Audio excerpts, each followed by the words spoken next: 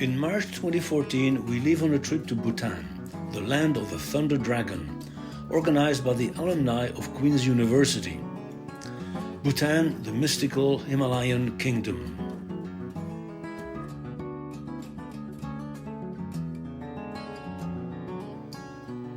Bhutan is a very small country perched in the central Himalayas between India, China and Tibet.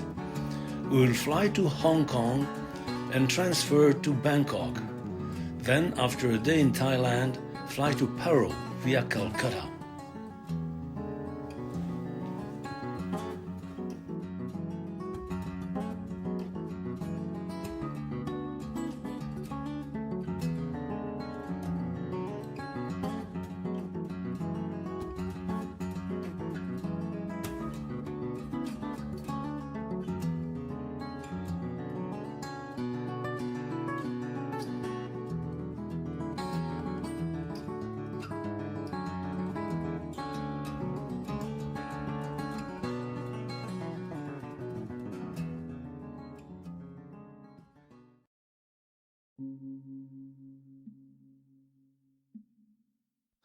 The previous day, the bus brought us from Punakha and the Meripuensum resort back to Paro. We then stayed at the Tashi Namgay Resort after visiting the Paro National Museum late afternoon. While in Paro, we will visit a number of sites in the Paro River Valley north of the city. A larger scale map will provide more details.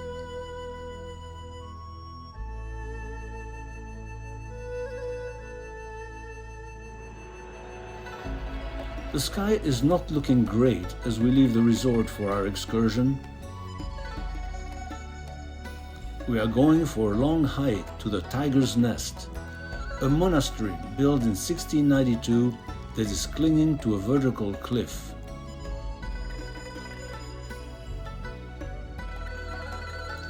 The bus takes us about 20 kilometers to the trailhead at an elevation of 2,550 meters.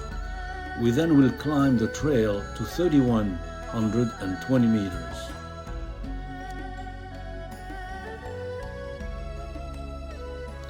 The sky is brightening, but we have some brief showers.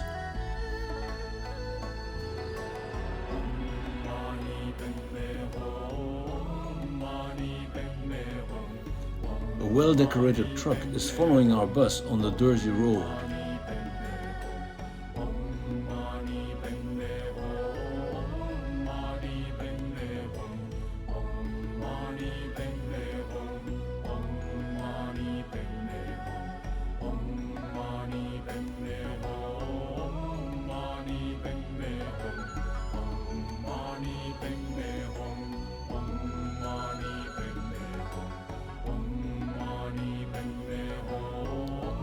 The sun is making brief appearances between the clouds.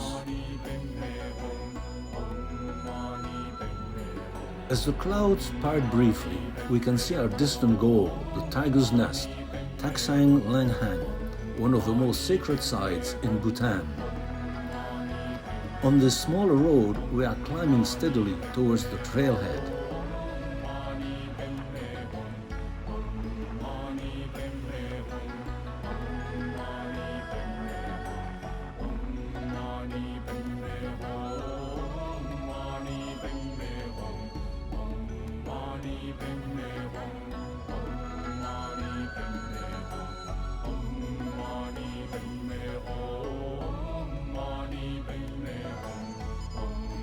The Tiger's Nest Monastery is at 3,120 meters above sea level. The trailhead is 2,550 meters. We will be climbing about 2,200 feet. Our first goal is to reach the cafeteria about halfway for a break. The total hike is expected to take 5 to 6 hours return trip. At the trailhead, some people can arrange for a mule to take them up the trail. No one in our group takes the offer. And so, off we go, up the trail.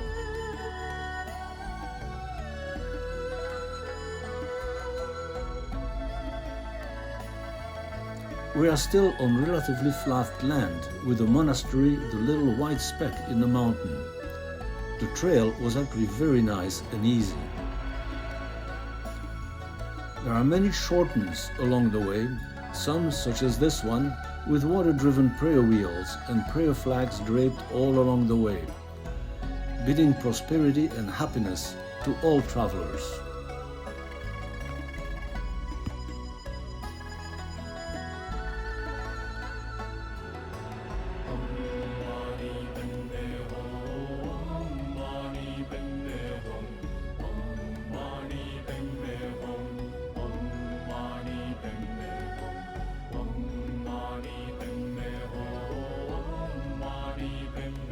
We have reached about the same elevation as the Tiger's Nest, but it is not on our mountain.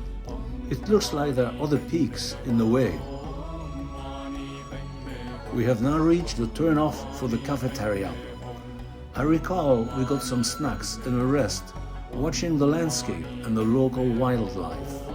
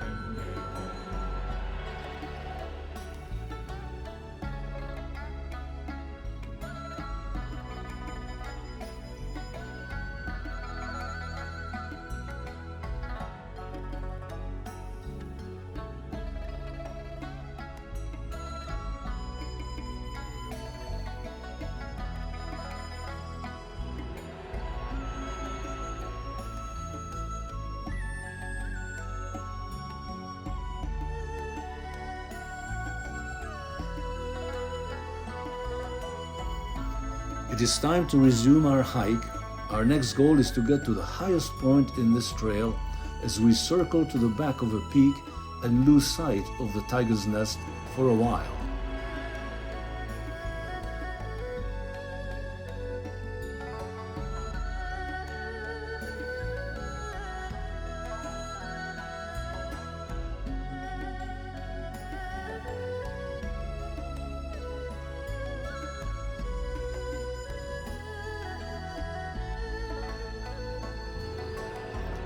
I think that the white peak in the distance is the second highest mountain in Bhutan, Mount Jomal Hari.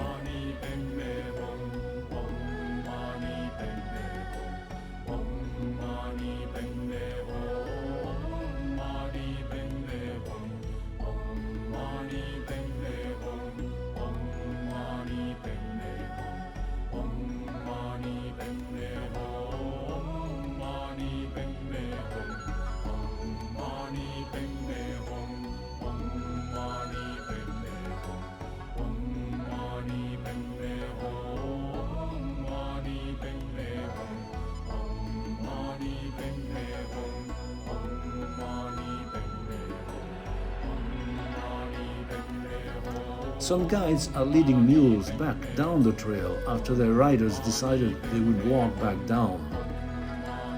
The mules do not seem to need much guidance. They know the way back to the barns.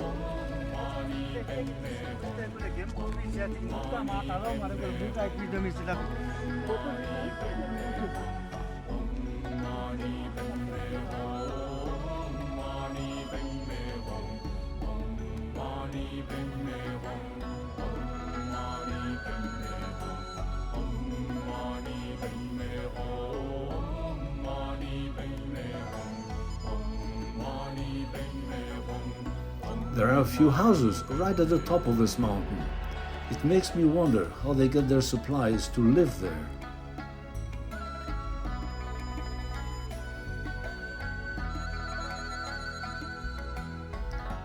Nancy peers into a small rock cave lined with miniature stupas. At the highest points on the trail, we are actually higher than the monastery. We will have to go back down and then climb up to reach the Langhang, the monastery.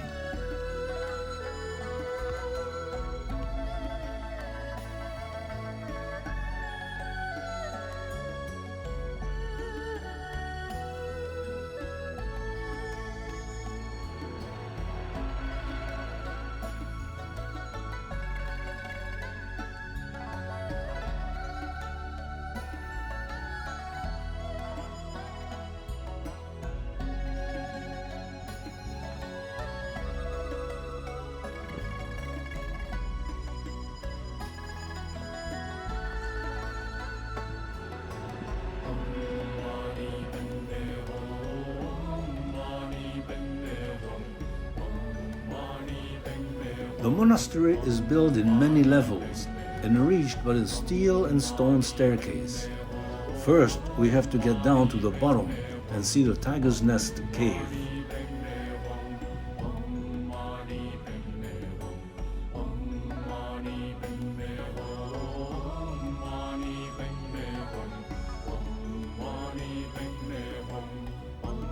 We now go downhill for a while and then on the face of the cliff to the Tiger's Nest cave.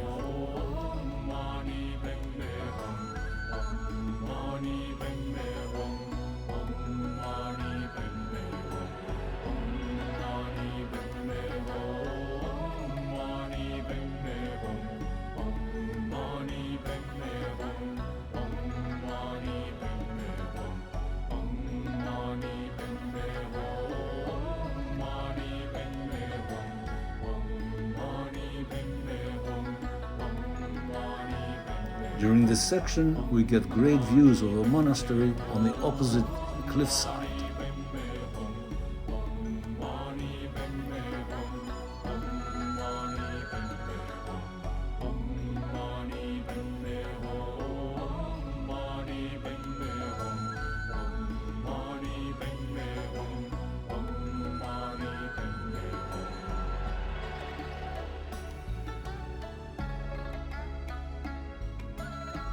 We are now at the entrance of the cave with a waterfall. Guru Rinpoche is also called Padmasambhava. In the 8th century, he flew on the back of a tigress from Tibet. He meditated for 3 years, 3 months, 3 weeks, and 3 days, living on 1 grain of rice a day to achieve enlightenment. He is considered as a second Buddha and brought Buddhism to Bhutan and India.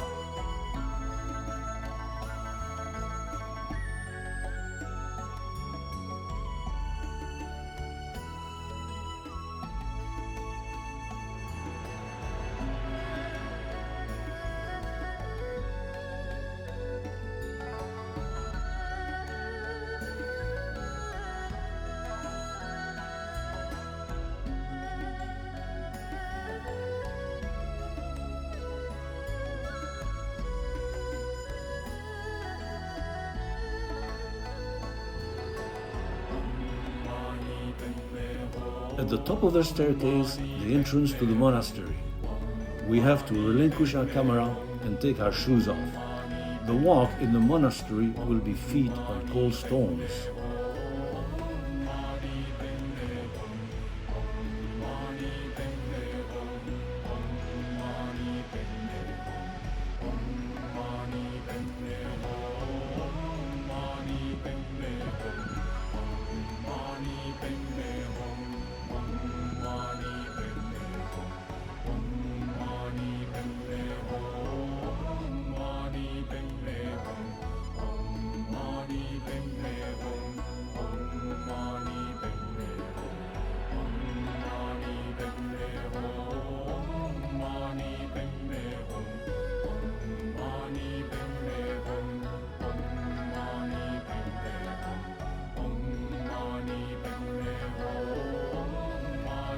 On the return trip, Bap, with the help from Nancy, installs a string of prayer flags, which he has brought along.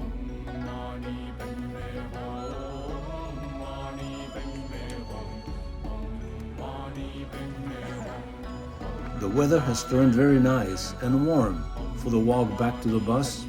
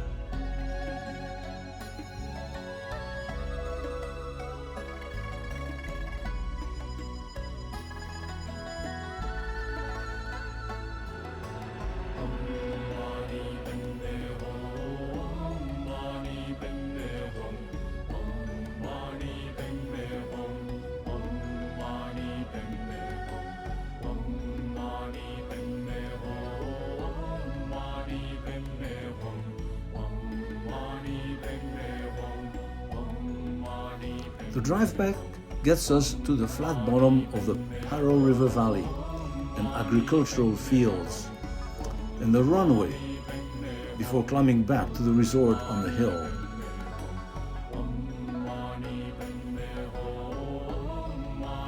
We are back at the Tashi Namgay Resort and we knew it would have been a tiring day.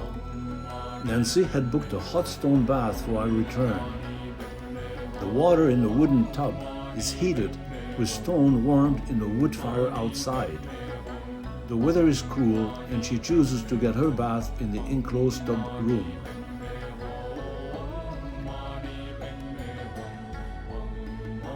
An interesting mode of transportation, a two-wheel tractor, which is hooked to any trailer and guided much like a bicycle.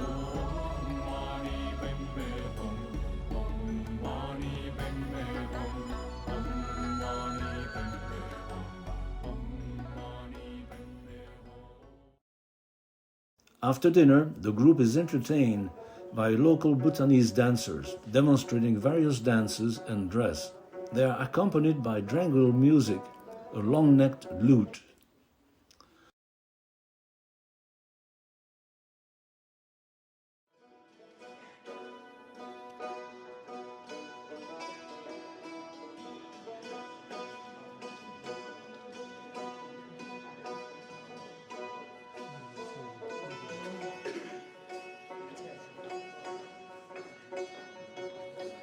The male dancers are wearing the traditional Bhutanese embroidered boots we had seen in the Zurich Art and Craft School.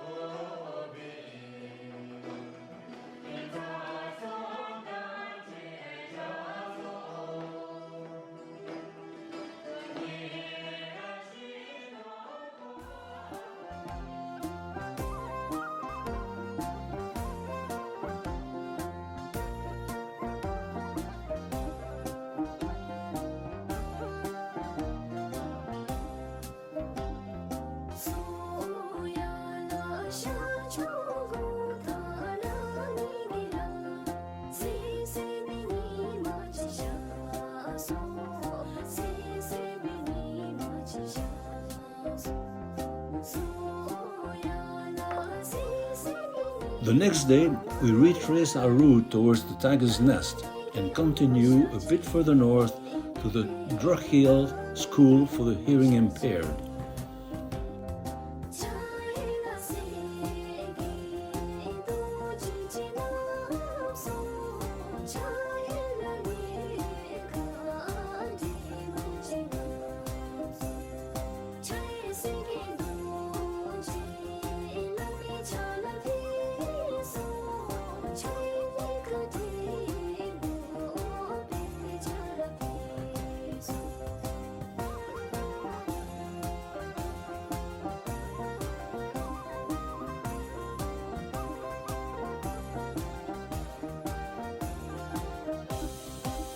clouds slowly disappear and we catch a glimpse of Bhutan's second highest peak, Mount Jomal Hari.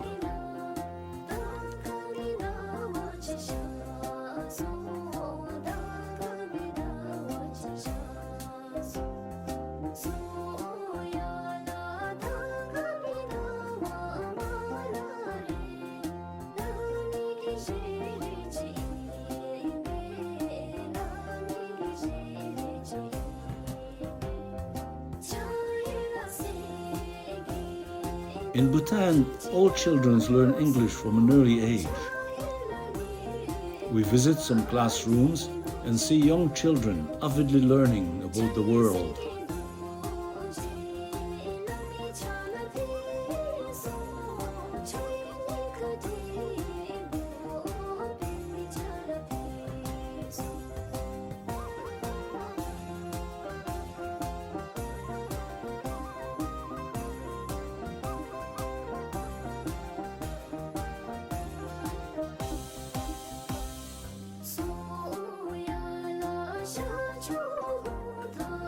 Our bus now takes us further north to the ruins of the Drukgyal Dzong.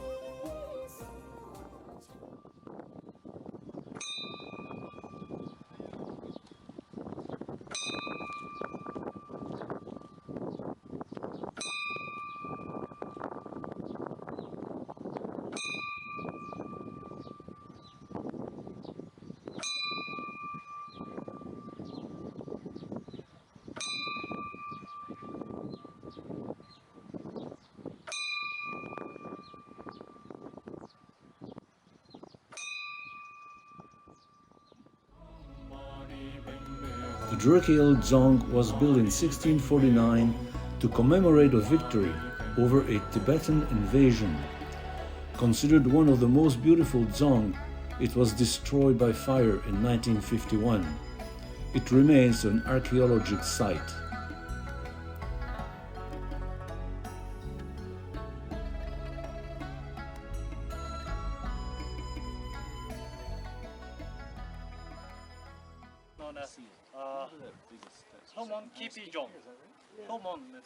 That's south of it. Kipijong, the land of the the southern land of the medicinal herbs. Okay. Later, in India, when the rule of British during the time of British, they named it Bhutan. That means the land of highlands. Okay. So, and with time, the pronunciation changed to Bhutan. But it's an Indian word. Yes, it's an Indian word actually. And also Bhutan was known here for the people. The people of Bhutan are known as Drukpas. Okay, and the land was called Druk Yul. Okay? Druk is the name.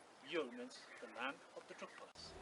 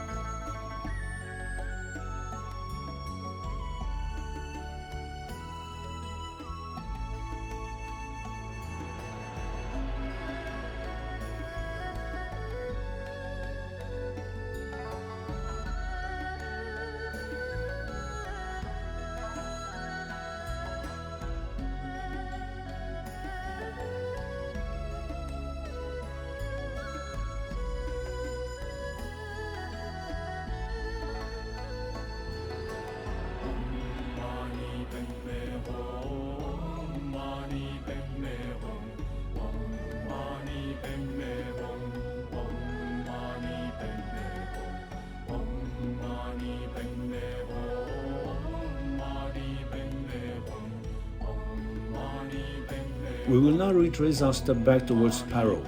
We'll have a stop for lunch and move on to Kishu Lakhang, built in the 7th century.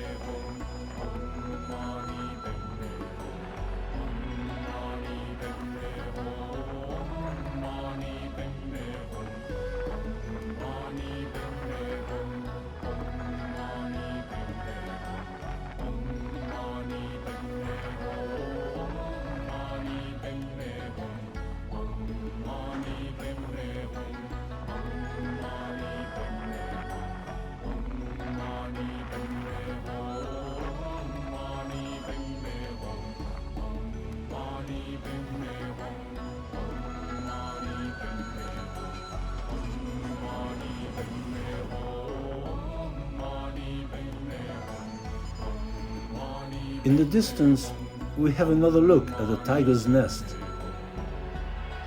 And the bus makes a stop at a luxurious and well-decorated resort for a quick visit to appreciate the architecture and art in this new building.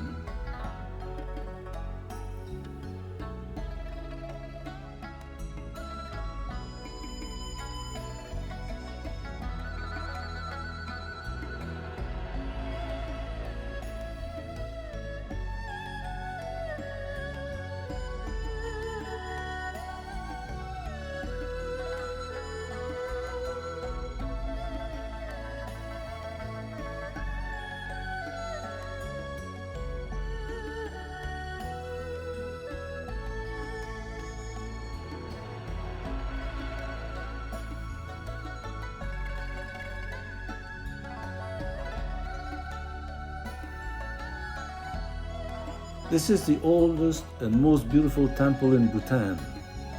The original temple has roots as far back as the 7th century, 659, when the Buddhist king of Tibet established it as part of 108 temples to subjugate a Himalayan demoness and ensure the propagation of Buddhism from Tibet.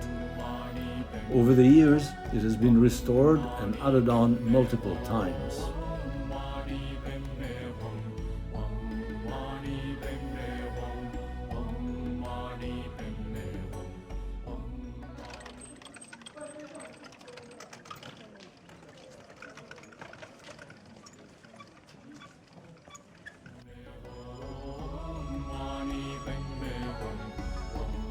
The orange tree in the courtyard is reputed to be bearing fruits year-round.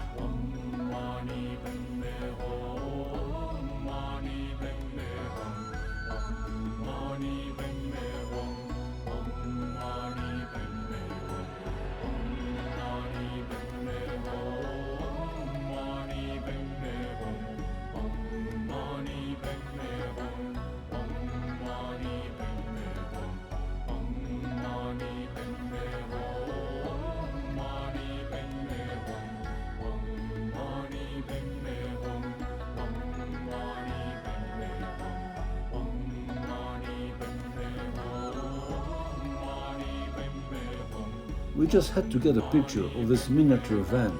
Seemed so small next to Nancy.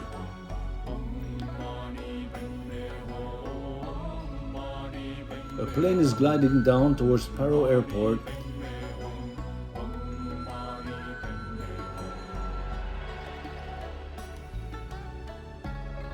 And we stopped to have lunch at the Charo restaurant.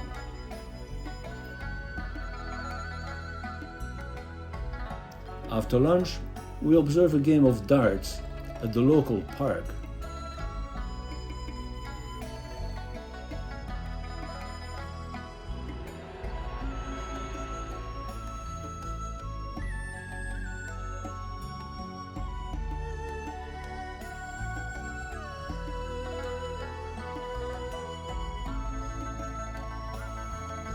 We will drive back to Paro.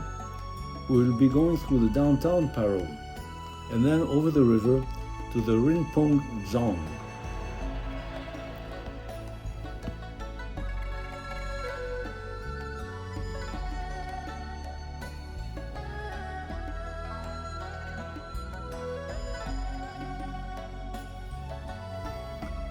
It is a steep climb to the dzong located on the hill. The Rinpoche dzong was built around 1644-1649 and means the fortress on a heap of jewels. Many dzongs were built around this period as protections against possible Tibetan invasions. From the parking lot, we will walk in the dzong and its garden, mostly going downhill from its elevated promontory and rejoin the bus at the Paro River level.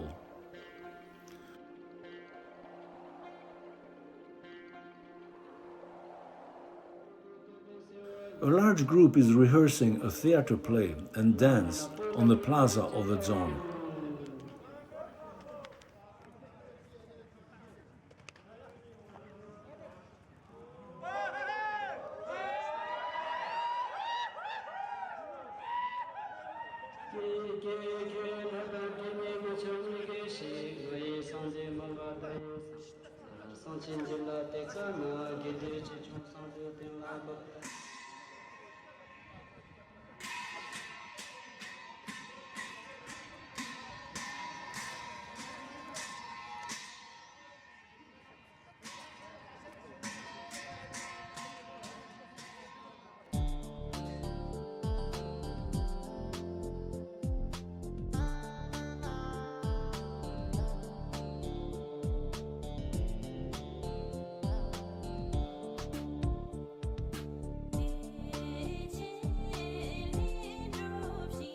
A large flock of crows goes by.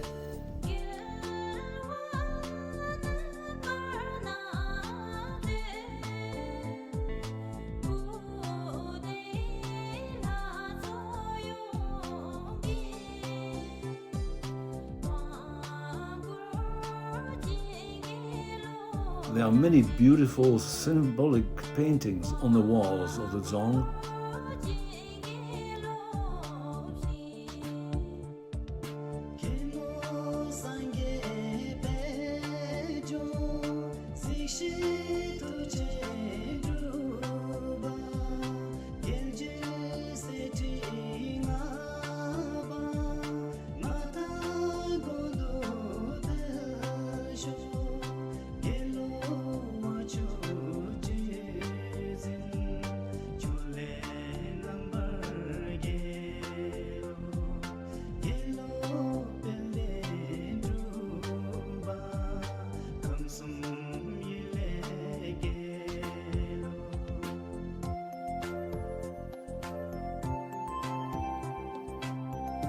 This dzong is used as an administrative center and a school for young aspiring monks.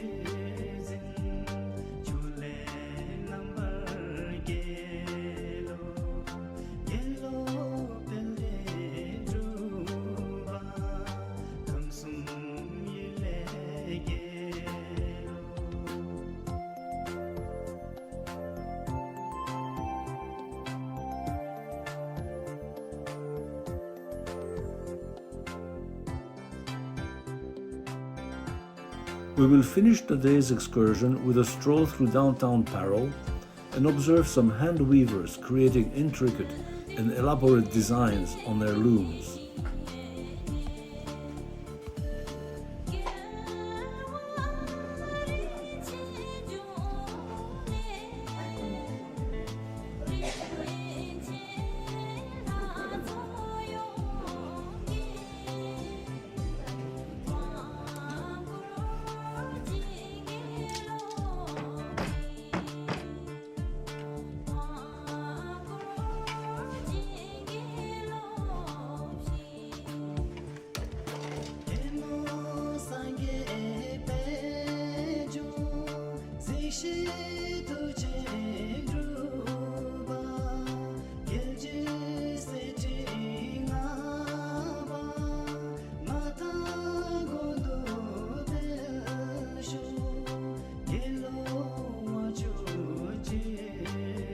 An interesting ashtray in this souvenir shop.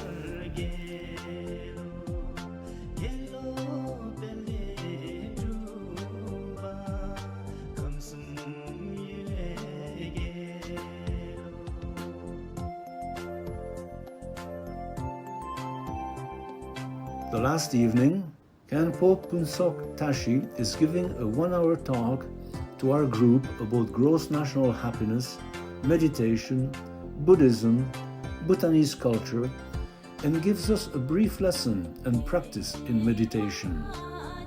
The weather on departure day is not great. Cloudy, rainy and foggy.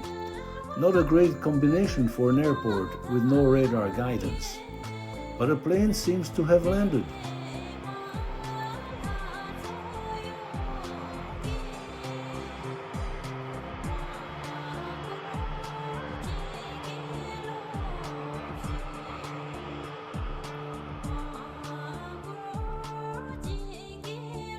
In the terminal, we have lots of time to look around. The flight to Bangkok via Calcutta is delayed.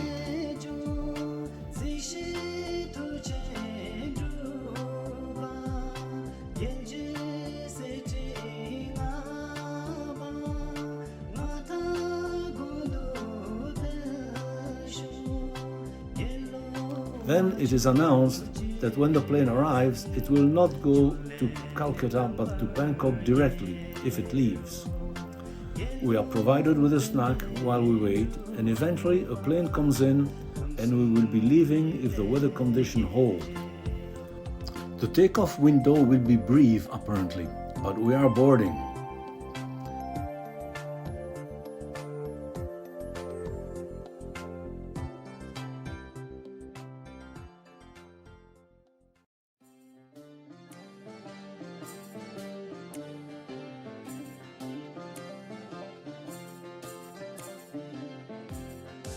Gaining altitude to get over the mountains means many turns. Fog and rain are gone, but apparently the wind could be a problem. But we get there.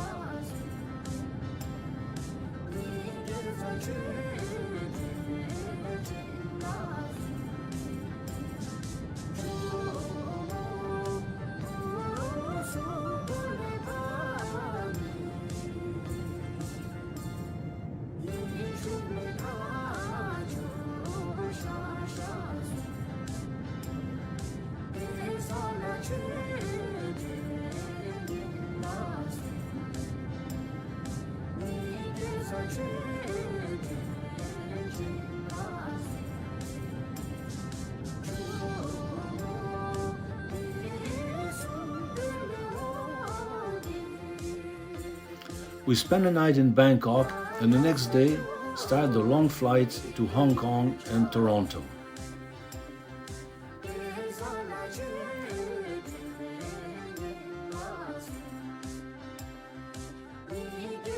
The islands in the blue sea are beautiful as we approach Hong Kong.